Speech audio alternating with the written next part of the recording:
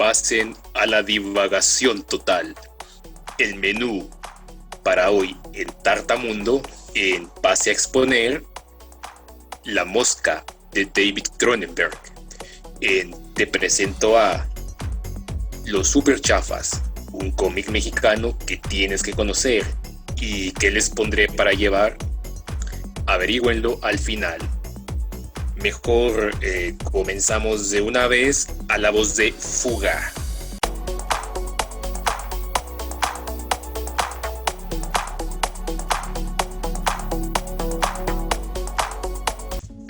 Hoy vamos a platicar un poco de La Mosca de David Cronenberg.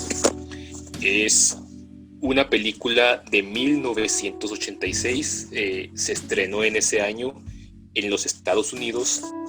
Sin embargo, acá en México se estrenó en 1987, es decir, al año siguiente.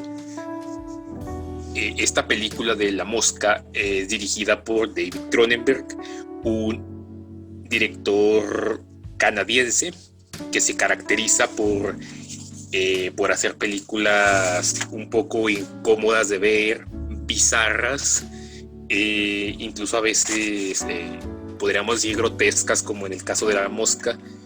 Los efectos especiales de las cintas de este hombre siempre van dirigidos enfocados a eso, ¿no? A causarnos cierta incomodidad, ¿no? Cierto shock visual a la hora de ver estas películas. La Mosca es un remake de una película anterior, estrenada en 1958, del mismo nombre, La Mosca, dirigida por Kurt Newman. Y bueno, de esta película, la verdad, no conozco a los actores, salvo por Vincent Price, que es un nombre frecuente en las cintas de terror de esa década, ¿no? De esos momentos. Sin embargo, esta película sí que la vi por ahí en internet, para tener la referencia. En su momento, La Mosca de Kurt Newman fue un clásico del terror y hasta la fecha lo sigue siendo, y que sí sorprendió en su momento por el argumento que tenía.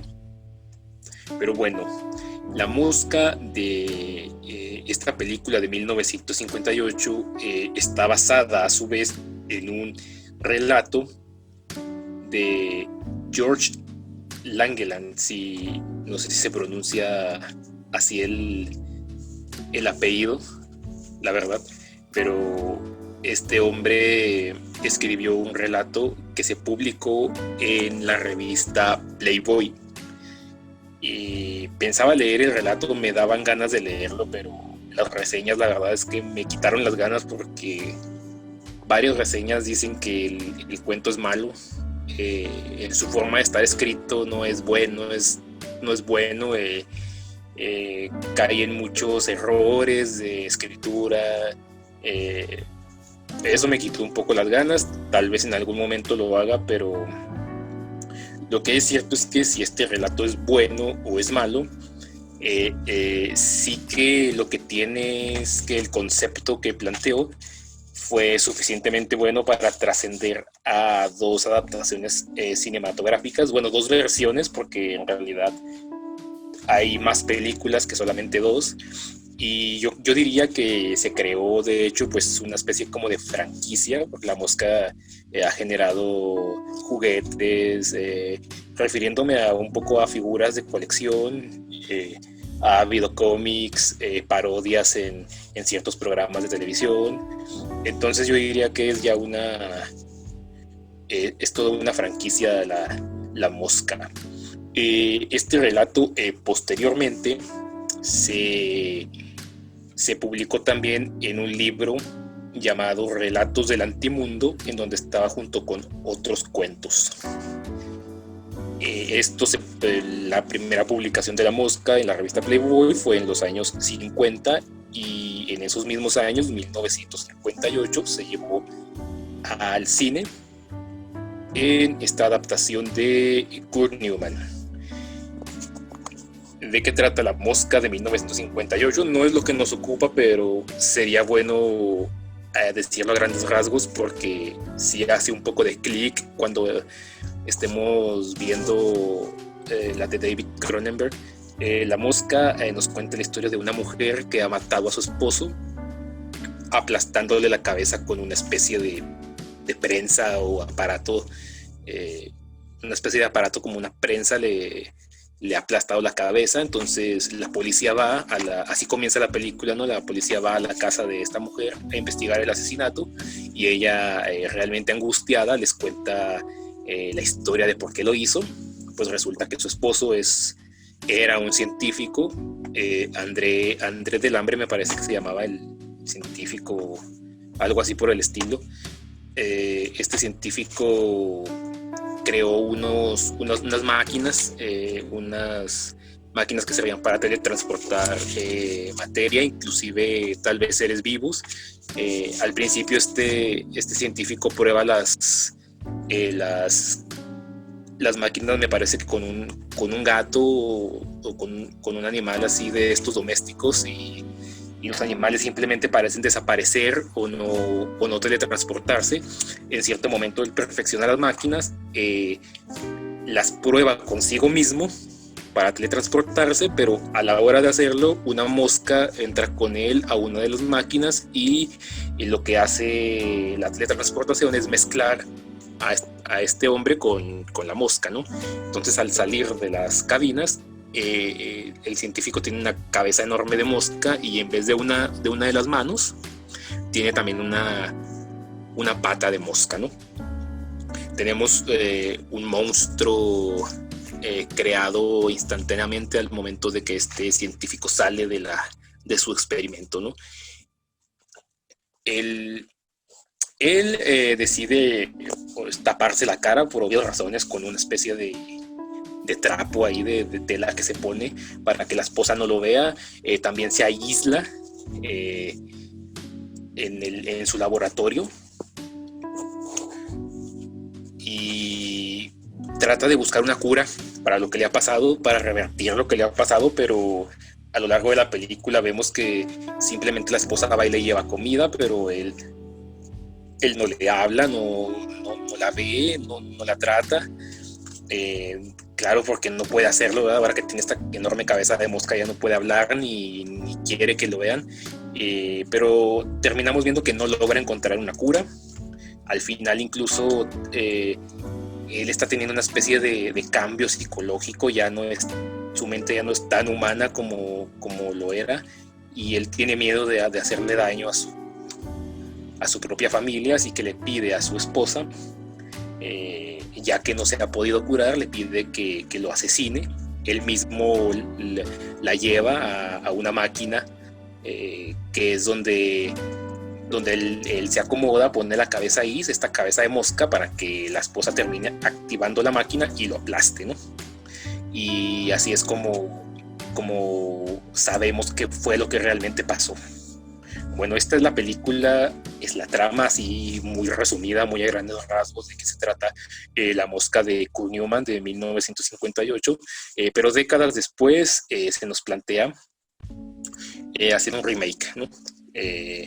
Traer esta historia de vuelta, y me parece que la película se dice que se le ofreció a Tim Burton en algún momento y el papel protagónico se le ofreció a Michael Keaton. Ninguno de los dos quedó ni como director ni como actor respectivamente, rechazaron el proyecto y el guión llegó a manos de David Cronenberg. David Cronenberg seguramente, yo me imagino que vio el potencial de lo perturbador y asqueroso que podría llegar a ser esta película, este guión, y lo aceptó, poniendo algunas condiciones con respecto al guión precisamente. Seguramente él ya tenía en su cabeza algunas ideas macabras que quería poner en acción, como es su costumbre, y pidió estas condiciones. Le dieron la película y en el papel protagónico terminó quedando Jeff Goldblum. La película de La Mosca, esta de David Cronenberg, ahora sí ya entrando de lleno al tema, tiene solo 3 personajes. no es que aparezcan estrictamente únicamente 3 personajes en toda la película, pero casi podríamos decir que sí, ¿no? Toda la historia la llevan 3 personajes únicamente, aparecen de ahí de repente algún otro personaje, pero con un peso muy pequeño en la trama, ¿no? Realmente no, casi como extras, ¿no? Los 3 personajes son Seth Brundle, el protagonista, el científico que inventa estas máquinas, Veronica Quaife, una reportera e interés amoroso del protagonista, y un tercero en discordia que sería John Getz, que al principio es un poco el villano de la historia, ¿verdad? Pero este personaje luego tiene un pequeño cambio debido a las circunstancias. Seth Brundle, el protagonista, como les digo, es interpretado por Jeff Goldblum. Veronica Quaife, la reportera, es interpretada por Geena Davis, que en ese momento era pareja sentimental de Jeff Goldblum, y de hecho llegó a la película gracias a él. Jeff Goldblum le dijo a David Cronenberg que si podía incluir a Geena Davis en la película. David Cronenberg no quiso, no le parecía que los actores debieran tener relaciones fuera de la ficción. Sin embargo, Geena Davis interpretó también en las audiciones que decidieron darle el papel. Al menos eso es lo que se cuenta, la historia oficial de cómo Geena Davis llegó a ese papel. Y el papel de Stathis Borans, el tercer personaje, estuvo a cargo de John Getz. Bueno, ¿de qué va La Mosca de 1986? Comenzamos en una convención de las Industrias Bartók. Industrias Bartók es una, valga la redundancia, una especie de empresa que da financiamiento a proyectos científicos. Entonces ha hecho una convención en la que se pueden ver los avances de los diferentes científicos que ellos patrocinan. Entre ellos está Seth Brundle, nuestro protagonista, y en esa convención también aparece Veronica Quaife, una reportera de una revista, me parece que se llama La Molécula o algo así, una revista de divulgación científica que hace artículos acerca de los descubrimientos de la ciencia, y ella está ahí con la encomienda de entrevistar a algunos científicos. Es aquí donde Seth Brundle la aborda y le dice que todos ahí en la convención son unos charlatanes, que él realmente es el único que está haciendo algo que va a cambiar la historia de la humanidad. Verónica no le cree mucho, le parece a lo mejor un fantoche o lo que sea, lo evade un poco. Él insiste, le dice que lo acompañe a su laboratorio y le va a demostrar que está diciendo la verdad. Verónica un poco así como con desconfianza, ¿verdad? Pero al final seducida un poco por este hombre y curiosa por ver qué le va a mostrar, acepta ir al laboratorio, y las cosas no mejoran cuando llegan al laboratorio, ya que este hombre, Seth Brundle, no vive precisamente en una casa ni en un departamento, sino que vive en una especie como de bodegas, una bodega gigantesca que él mismo ha acondicionado como laboratorio y como casa. Y además la bodega está en un lugar que se ve bastante mal, una parte no muy bonita de la ciudad, por lo que podemos ver ahí en la película, ¿no? Entonces incluso Verónica, cuando estaciona el carro, se ve un poco asustada, ¿no? ¿A dónde me trae este tipo, ¿no? Aquí también vemos en esta escena en la que Verónica lleva a Seth a su laboratorio en el carro, que el personaje sufre de una especie de fobia hacia los vehículos. Él se marea, se siente muy mal cuando se sube a un carro o a cualquier tipo de medio de transporte, y esta es una de las razones que hacen que el personaje se haya inclinado a la creación de unas máquinas que pudieran volver realidad el tema de la teletransportación. es decir, ya no vivir dependiendo de vehículos para transportarse, sino poder teletransportarse de un lugar a otro simplemente usando estas máquinas, ¿no? O algún tipo de tecnología. Bueno, finalmente entramos al laboratorio de Seth Brundle junto con Verónica, en donde le muestra el trabajo que ha estado haciendo, el cual consiste en dos cabinas de aspecto así un poco extraño, muy de ciencia ficción, que están conectadas entre sí, pero a la vez están conectadas a una computadora también que las maneja.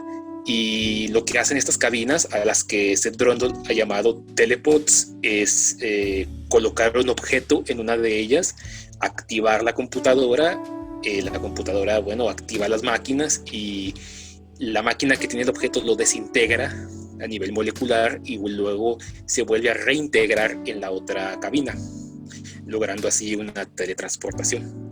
Verónica se impresionaba bastante. Ahora sí que cree que está frente a un descubrimiento científico histórico, así que quiere correr a su casa a escribir la gran nota, pero Seth Brundle no la deja, le dice que el descubrimiento está incompleto y no se puede publicar así. Tarda un poco en convencerla, pero al final logra convencerla de que en vez de publicar esta noticia incompleta, mejor se una a él, documentando día a día y paso a paso cómo él logra completar su descubrimiento, perfeccionarlo, ya que el problema de los telepods es que Seth Brundle no puede teletransportar materia orgánica, solamente puede transportar objetos inanimados, pero no ha logrado teletransportar seres vivos. Mientras esto pasa, Seth y Verónica empiezan a tener una relación, un romance, y es precisamente durante su primer encuentro sexual que Seth descubre la clave para que la máquina logre teletransportar materia orgánica. Él empieza a enseñarle a la computadora lo que es la carne, lo que es la locura de la carne, ¿verdad? Que la máquina no logra comprender, y es por eso que no hace teletransportaciones efectivas en seres vivos. De hecho, el primer experimento que hace Seth Brundle para teletransportar a un ser vivo, cuando menos a cuadro, lo hace con un babuino que, en vez de teletransportarse íntegramente a la otra cabina, termina siendo volteado como un calcetín y vemos solamente una masa sanguinolenta ahí en la otra cabina, que además es también la primera escena así como grotesca o fuerte de la película. Pero bueno, después de que Seth logra corregir el programa de la computadora y de las máquinas, tenemos ya la primera teletransportación exitosa con el hermano del babuino que ya había matado Seth. Ahora utiliza otro babuino, pero se teletransporta exitosamente, no sale completo, entero de la otra máquina. Un poco nos da angustia pensar que le pueda pasar lo mismo, pero al final sale igual. Y esto lleva a Seth Brundle al siguiente paso, que es experimentar con seres humanos. ¿Qué pasa aquí? Verónica sale una noche del laboratorio de Seth porque tiene que ir a arreglar ciertas cosas con su jefe, que su jefe, además de todo, es su exnovio. Su jefe, el editor de la revista donde ella trabaja, es su exnovio, que es este personaje, Stathis Borans. Y ella, como que este tipo aún no la deja muy, muy bien en paz, como que todavía la cela un poco, la sigue persiguiendo. Entonces ella tiene planeado festejar con su nuevo novio, Seth Brundle, que ha logrado la teletransportación exitosa de un ser vivo, pero en ese momento siente, precisamente cuando ya van a celebrar y tal, siente que tiene que ir a por una cosa que pasa ahí en la película, siente que tiene que ir a aclarar de una vez, a ponerle fin a ese ciclo con su exnovio. Se va, esto hace que Seth malinterprete las cosas, se sienta celoso y con unas copas encima decide quitarse la ropa y experimentar consigo mismo en las cabinas. Es aquí donde todo comienza, ¿verdad? Seth entra al telepod, pero no se da cuenta que al mismo tiempo y junto con él entra una mosca. Cuando el telepod desintegra a nuestro científico a nivel molecular y lo vuelve a armar en la otra cabina, se confunde la máquina, ya que hay dos códigos genéticos distintos. El de Seth y el de la mosca no sabe qué hacer, así que los mezcla a nivel genético molecular, haciendo que la mosca se convierta en un gen, parte que integra al propio genoma de Seth, y básicamente lo entremezcla, lo vuelve un híbrido, ¿no? Un híbrido entre hombre y mosca. Pero aquí es donde empiezan las diferencias. Aquí es donde David Cronenberg pinta su raya y hace algo completamente distinto a lo que habíamos visto en la película de Kurt Newman. Y es que cuando vemos a Seth Brundle salir de la cabina, él no es un monstruo, no es un hombre con una cabeza de mosca gigante, sino que es completamente normal. Parece no haberle pasado nada.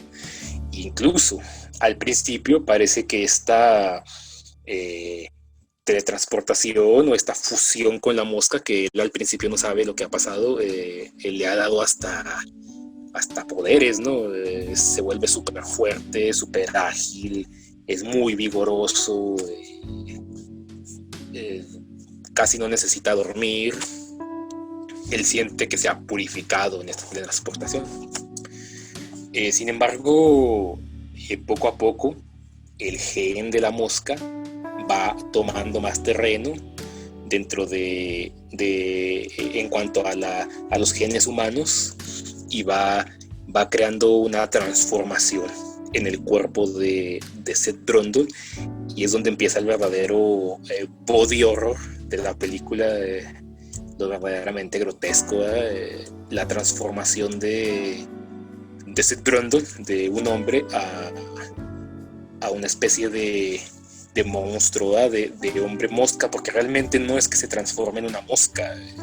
El mismo personaje lo dice: no me estoy convirtiendo en una mosca, sino en algo que jamás ha existido, ¿no? Una mezcla entre hombre y mosca. Y el chiste de la película es precisamente la transformación bastante grotesca y cruda del personaje, que va por fases, no se va transformando al estilo hombre lobo en un solo rato, sino que es una transformación que le toma días, tal vez semanas, no sé, va paulatinamente. En esta transformación su piel se va deformando, va cambiando de color, ciertas partes de su cuerpo se van desprendiendo, uñas, cabello, las orejas, y bueno, otras partes del cuerpo que podemos imaginar por cierta escena que Cronenberg nos incluye en la película, en la que vemos que este personaje guarda los pedazos de cuerpo que se le caen, los guarda en el botiquín del baño. Entonces podemos echar un vistazo breve en cierta escena donde él va y guarda sus dientes ahí. Podemos dar un vistazo a ciertas cosas que él tiene por ahí guardadas, y hay unas que podemos imaginar ciertas cosas que pudieran ser. Pero la transformación del personaje no es solamente física, sino que el personaje se va transformando mentalmente también. Tiene una degeneración física, pero también mental. Él va perdiendo la humanidad, tanto en su cuerpo como en su mente. Y es aquí donde David Cronenberg comienza con las metáforas y con los paralelismos. Él no hace una transformación, al ahí se va, nada más por querernos mostrar algo grotesco que nos quite el hambre. Él, junto con su equipo de efectos especiales, por cierto, el de efectos especiales de esta película que ganó un Oscar, esta película de La Mosca terminó ganando un Oscar por maquillaje y efectos especiales.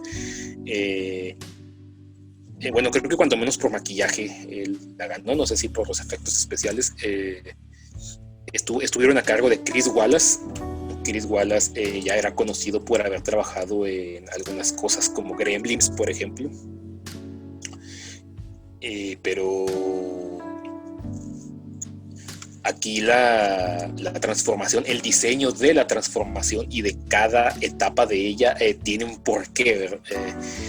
David Cronenberg hace un paralelismo seguramente con una enfermedad de estas enfermedades terminales crónicas degenerativas. Podríamos llamar tal vez algún tipo de cáncer o alguna enfermedad de estas bastante pesadas que le toca vivir a ciertas personas. De hecho, creo que el mismo Cronenberg pasó por algo así con un familiar, no recuerdo exactamente si era su papá o algo así, y él lo refleja un poco aquí, hace la metáfora. Seth Brundle se está transformando en un monstruo, pero esa transformación es interpretada como, o es mostrada como una degeneración del cuerpo y de la mente.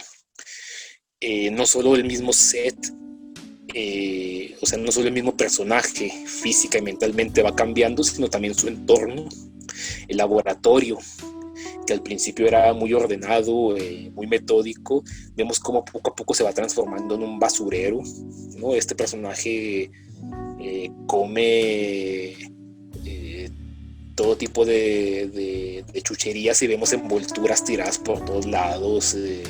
Vemos posteriormente cuando ya va en sus etapas de transformación cómo el lugar se va convirtiendo en un lugar desordenado, caótico, con basura por todos lados, ya que este personaje está cambiando el mismo y a su entorno. Esta es una metáfora ya les digo, de la degeneración física y mental de una persona que está atravesando por una enfermedad de estas terminales, degenerativas. Y al mismo tiempo también David Cronenberg mezcla este concepto de la enfermedad de la enfermedad que va a terminar llevando al paciente a la muerte después de una degeneración. La combina con ciertamente el ciclo de vida de las moscas, ¿no? O sea, el tema ahí está, no es simplemente una metáfora de la vida y la enfermedad, sino que también incluye el tema que es el de la mosca, ¿no? El cambio físico en sí del insecto. Las moscas, no sé, seguramente, no sé si conozcan el ciclo de vida de las moscas. Yo no lo conocía, pero esta película me interesó tanto que hasta eso me puse a investigar, y si lo investigas va a resultar que sí tiene un parecido con la transformación que sufre este personaje, ¿no? Las moscas empiezan como larvas, y en cierto momento la piel de la larva se endurece, cambia la textura, se pone más, se endurece en sí, y dentro de este cuerpo endurecido es donde se forma la mosca, que luego infla la cabeza. La cabeza es al principio, a los primeros instantes del nacimiento de la mosca, es flexible, así que la infla de alguna manera y rompe la pupa o la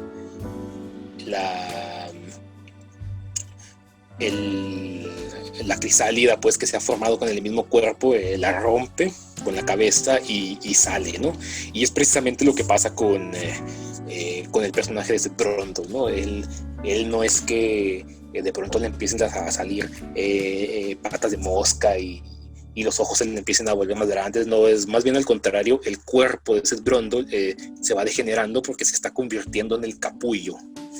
El mismo cuerpo del personaje se va transformando un poco en el capullo o en la crisálida, que al final de la película el monstruo va a romper para salir, y es precisamente lo que pasa, ¿no? En la secuencia final podemos ver cómo esta criatura, lo que es ya la mosca como tal, completamente transformada, rompe con la cabeza el cascarón y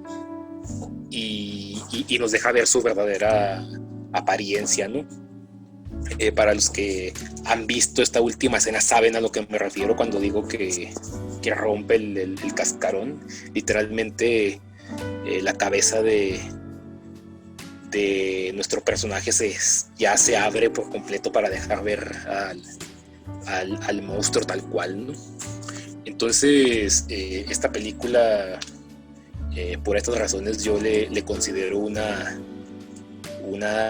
asquerosa obra maestra que nos muestra cómo se puede reimaginar con ingenio algo que ya de por sí ya era bueno, reimaginarlo y volverlo todavía mejor, adaptarlo a la nueva época a la que la estás haciendo, no simplemente hacerlo por dinero, ¿no? No simplemente traer una historia que ya se había contado antes, nada más por dinero, ¿no? Sino que sí se le pone un concepto, se le mete una idea. Y David Cronenberg es lo que hizo, ¿no? Tomó el concepto un poco ya cursi, ¿no? Para los 80s ya era un poco cursi el concepto de la primera película del 58, y dejó esa ingenuidad, ¿no? Del monstruo instantáneo y mejor nos planteó una cosa más grotesca, más perturbadora, utilizando estos elementos del enfermo terminal, del ciclo de vida de las moscas, ¿no? Bueno, los actores, ya les decía, esta película es muy minimal, tiene a lo mucho unas tal vez 3-4 locaciones, y la gran mayoría del tiempo, no sé, el 80% de la película siempre transcurre en el laboratorio de Seth Brundle. Es minimal en ese aspecto y es minimal también en los actores. Son solamente 3 personajes principales los que vemos, ya les digo, casi en toda la película.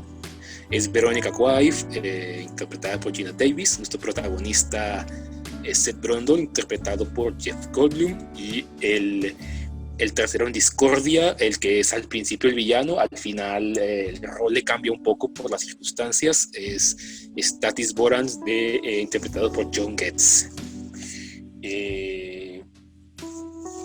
La última cosa que yo añadiría a esta conversación de la mosca de 1986 es que todos los efectos especiales hechos por Chris Wallace, el maquillaje, son tan buenos que la película no ha envejecido, yo diría que casi nada. Te sigue causando el mismo resquemor verla, te sigue causando la misma comezón, las mismas ñañaras ver la película hoy en día que en aquellos entonces. Tal vez ya no es tan impactante como lo fue en su momento, pero sigue siendo bastante impactante, bastante incómoda, y a final de cuentas eso es bueno porque esa era la intención de la película, y creo que a los efectos especiales actuales todavía les falta un cachito, si no es que mucho más para lograr perfeccionarse y no caducar tan pronto. Miren, hablando de un tema similar, de Hombres Insecto, la primera película de Spider-Man de Sam Raimi, que utilizaba CGI para ciertas escenas, ya hoy en día, a pesar de que es una película que me gusta bastante, tengo que decir que esas escenas donde entra el CGI se notan muy, es muy notable cuando entra el CGI. la película no ha envejecido bien, pese a que es una película de, no sé, qué sé yo, principio de los 2000, o sea, es una película mucho más moderna que La Mosca de David Cronenberg. Sin embargo, ya envejeció muchísimo más que esta película, ¿no? La película de David Cronenberg sigue viendo muy, muy bien, los efectos no se ven falsos para nada, o sea, se sigue viendo asqueroso, repugnante, grotesco, aterrador. Sigue estando todo ahí tal cual, y eso se lo debemos a un profesional y a su equipo de efectos especiales, pero también a la calidad de los efectos prácticos, ¿no? Que siguen, creo yo, siguen siendo todavía, le siguen todavía ganando un poco a los modernos. Bueno, esta fue mi, no reseña, la verdad no es una reseña, fue una plática y una opinión de La Mosca. Para mí sería la película de terror, mi película, la que más me ha perturbado y en la que más he llegado a pensar y a analizar, así que por eso la traje hoy aquí a Tartamundo, y espero que si no la has visto te animes a verla, y si ya la has visto pues la vuelvas a disfrutar, porque de verdad qué, qué buena película es La Mosca de David Cronenberg de 1986.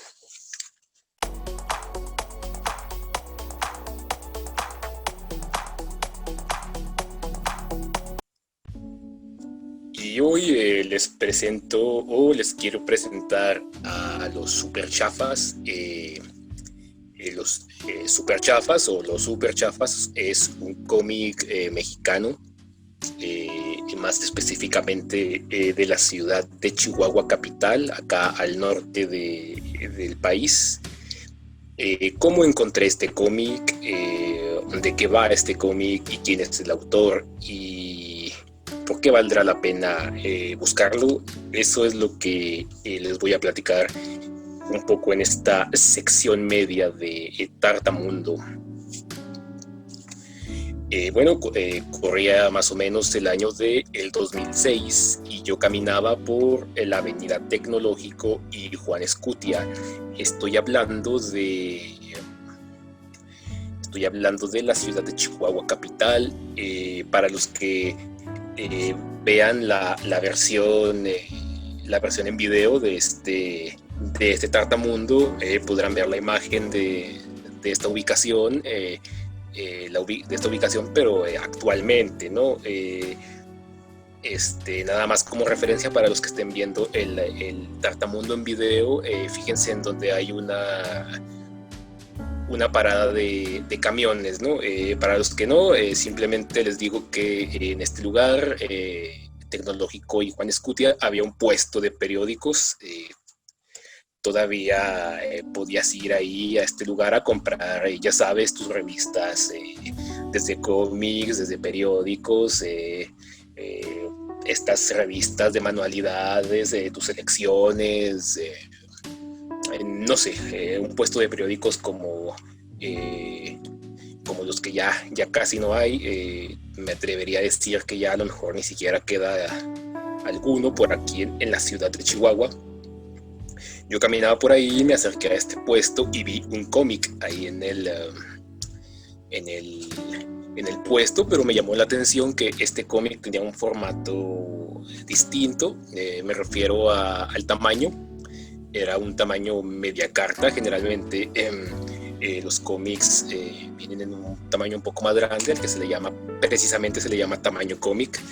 Este era un tamaño media carta. Me acerqué y lo que me encontré en la portada eran 3 personajes. De entrada el título, super chafas, y tres personajes en la portada, que a mí me parecieron simplemente 3 superhéroes. Eso es lo que yo vi en la portada. Y la leyenda de que costaba 10 pesos. Me llamó la atención. No conocía los personajes. Me parece que el del puesto de periódicos me dijo que ese cómic lo producían aquí en la ciudad. Eso me llamó más la atención, así que lo compré. Y era el Super Chafas en número 5 o volumen 5, publicado en aquel entonces por el sello de Gladius. Y una vez que me puse a leer el cómic, y me di cuenta de que efectivamente era chihuahuense, el dibujante, el entintador, la colorista, eran de aquí de Chihuahua. Incluso traía publicidad dentro, y la publicidad era de locales de acá de la ciudad. Pues eso me causó un cierto impacto. No era el primer cómic que compraba en mi vida. Super Chafas tampoco es el primer cómic chihuahuense que se hizo, pero sí fue el primer cómic chihuahuense con el que yo me topé. Es por eso que a mí me causó un cierto impacto en su momento, y fue la razón por la que quise inaugurar esta sección. Te presento precisamente con este cómic. Con él a mí se me abrió un mundo. Yo como que entendí o comprendí que había gente que estaba haciendo cómic aquí en Chihuahua, que se podía, que había gente imprimiéndolo. No era de entrada un primer número, era un volumen 5, ya iban 5 números, y en su momento eso me impactó, ¿no? Saber que sí había gente ya dibujando y produciendo este tipo de material, de entrada en México, y todavía más impresionante precisamente en mi ciudad donde yo vivía. Esa fue la primera impresión, o como yo encontré Super Chafas. Posteriormente me topé al autor del cómic, el creador de los personajes. Me lo fui encontrando en distintos eventos de cómics y tal, y fui adquiriendo más números, ¿no?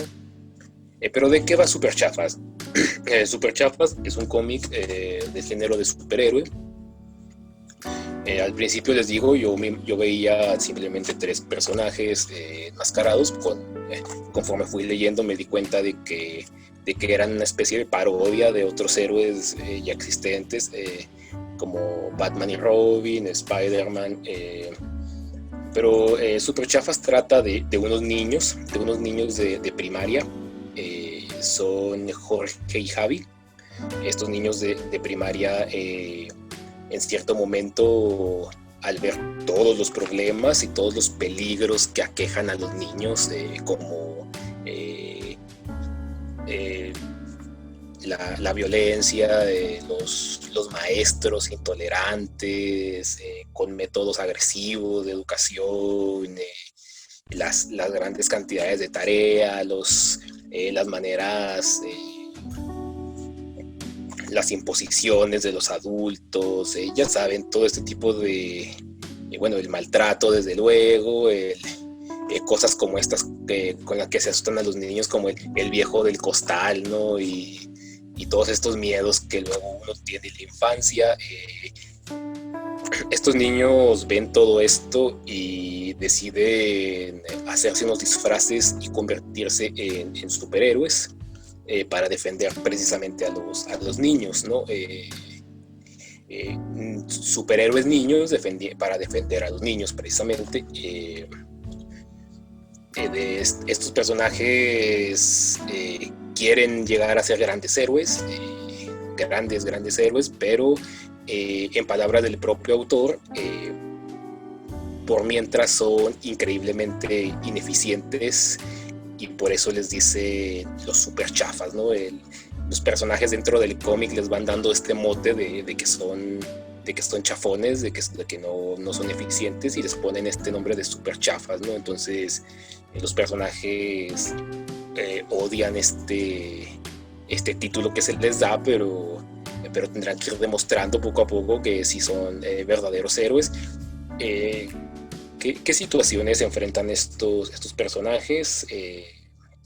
Javi y Jorge, al que después se les une David, conocido como Tarántula, ya como superhéroe. ¿A qué se enfrentan estos chicos? Por ejemplo, tienen sus villanos. El que yo considero su archivillano o su archienemigo principal es el profe Raúl, un profesor así gigantesco, musculoso, que siempre opta por los métodos más violentos para educar a los niños, ¿no? Y también hay un grupo de niñas, por ejemplo, que hacen una especie de sociedad maligna. Tenemos a Carmela. Carmela es una niña que atesora mucho el conocimiento, pero utiliza todo este conocimiento para un poder maligno, ¿no? Luego vemos a esta niña que tiene como ahí poderes mágicos. Hay una niña, por ejemplo, también que trae su lonche en la mochila, se le hace malo, entonces este almuerzo pasado se empieza a mutar y sale de su mochila y es una especie de parodia del Doctor Octopus, ¿no?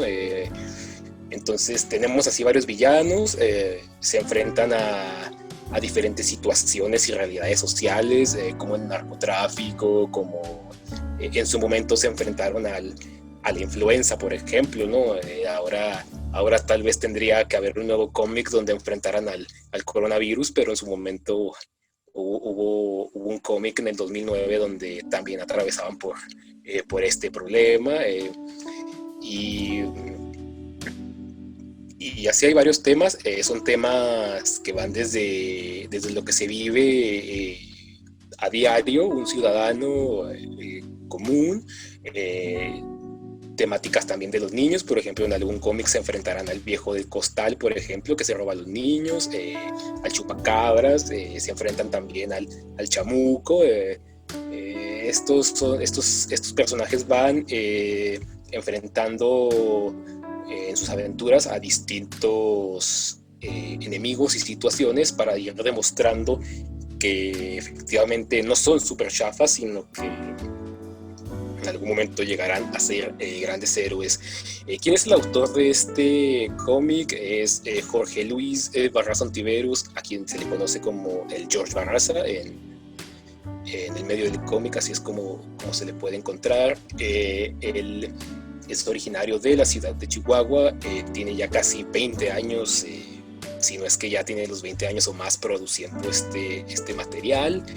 Tenía una serie principal que me parece que llegó al volumen 5 o algo así, pero luego ha continuado con lo que se le llaman one shots, es decir, pequeñas historias autoconclusivas que ha seguido produciendo. En algún momento los super chafas estuvieron publicándose de manera dominical en el periódico el Diario, me parece que era el Diario de Chihuahua, en la sección del Papalote, una sección infantil que trae el periódico los domingos, una sección dominical. Ahí se estuvieron publicando también los super chafas, o sea que de alguna manera estos personajes ya son parte así de la historia de los medios de comunicación acá en la ciudad de Chihuahua.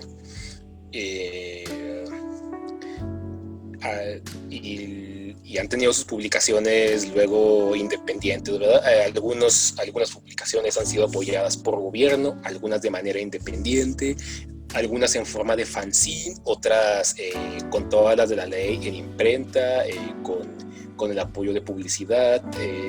Ha pasado por varios sellos, iniciando por Ladius, luego estuvo con un sello que se llama, me parece que Curo, y actualmente publicándose. Lo que te puedes encontrar de Super Chafas está publicado en Saeta Studio. Que te interesa el cómic y no sabes, te gustaría echarle un vistazo, no es tan difícil. Ciertamente, al igual que todos los cómics mexicanos, tienen el problema un poco de la distribución. Los autores están un poco con ese problema, pero no es tan difícil conseguirlo. Si vives en Chihuahua, mucho más fácil.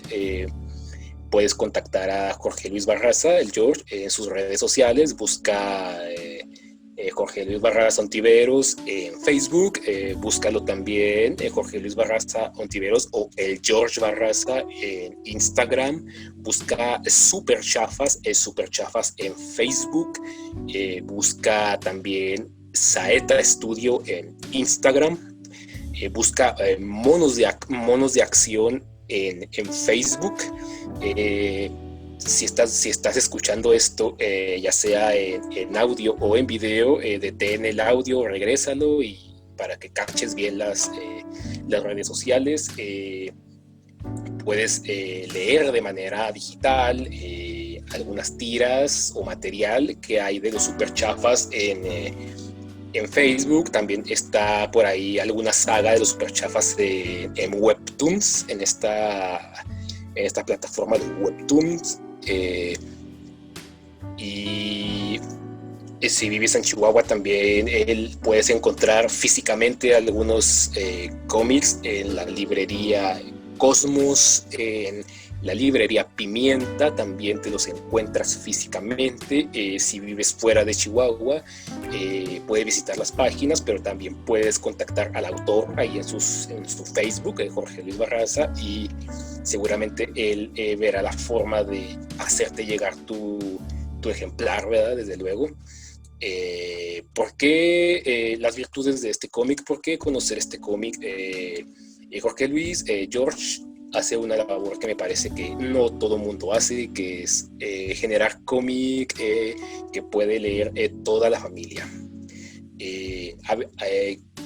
Estaba por decir que era cómic infantil, pero la verdad, Superchafas es un cómic que se disfruta a cualquier edad.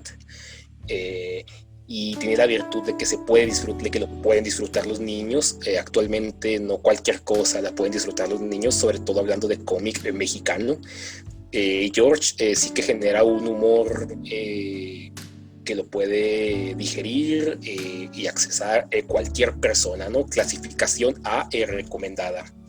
Y bueno, estos fueron la sección de Te presento a con los super chafas. Recuerda buscarlos, y si te gustaron, ¿por qué no me dices qué te pareció?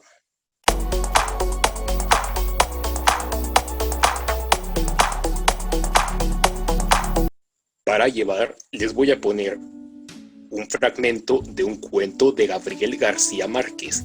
El fragmento dice así: la mayoría entendió que su pasividad no era la de un héroe en uso de buen retiro, sino la de un cataclismo en reposo. Este fragmento es del cuento Un señor muy viejo con unas alas enormes, que encuentras en el libro La increíble y triste historia de la Cándida Heréndida y de su abuela desalmada. Como ya les digo, de Gabriel García Márquez. Para mí, uno de los mejores libros de cuentos que pueden encontrar de la literatura latinoamericana. A mí me gusta mucho porque para mí no tuvo ningún desperdicio. Los libros de cuentos a veces son un poco como los discos. Traen varias canciones, pero no todas las canciones nos gustan, y a veces solamente 3 o 4 que nos gustan. A mí me ha pasado con otros libros de cuentos, pero este en particular, de la Cándida Heréndida, me gustan todos los cuentos. Además es delgado, no es de un tabique gigantesco.